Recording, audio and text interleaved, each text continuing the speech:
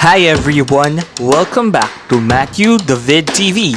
In this video, I will be showing you how to give a brand new look to your mechanical keyboard by making it look from this to this. Wow!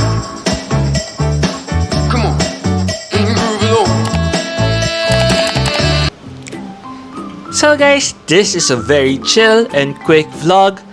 I will be showing you how I installed budget keycaps that I found in Shopee. But let's start by removing my old keycaps. By the way guys, this is the Royal Kludge RK68 mechanical keyboard that I recently featured in my channel. The keycap holder that I am using right now came with the RK71 when I bought it. Now, Matthew, is it hard to remove the keycaps? Actually, no. It's definitely easy to remove the keycaps. You just need to click in and click out. Click in and click out. Click in and click out. But you just need to be careful not to scratch your keycaps at the side.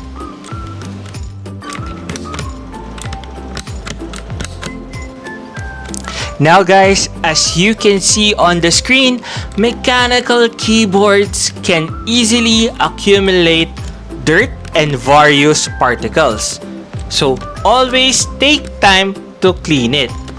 The last time that I cleaned my mechanical keyboard, I think it was just last month, but look how filthy it is.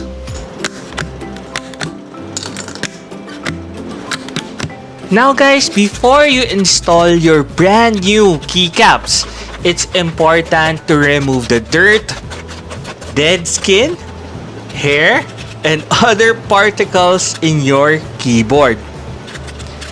Think of it as a new beginning for you and your mechanical keyboard. Now, the time has come to install your brand new keycaps. For me, the variant that I chose are the pink and purple transparent frosted keycaps. They are currently available in Shopee. You can buy them around 700 pesos. But don't worry guys, I got you. I'll place the link in the description box below. Now, installing keycaps is easier compared to removing them. You will just need to align the keycaps to the switches. Now, even if these are budget keycaps, I can say that the build quality is really good.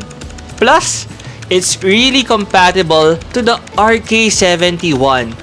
And I don't have any missing keycaps.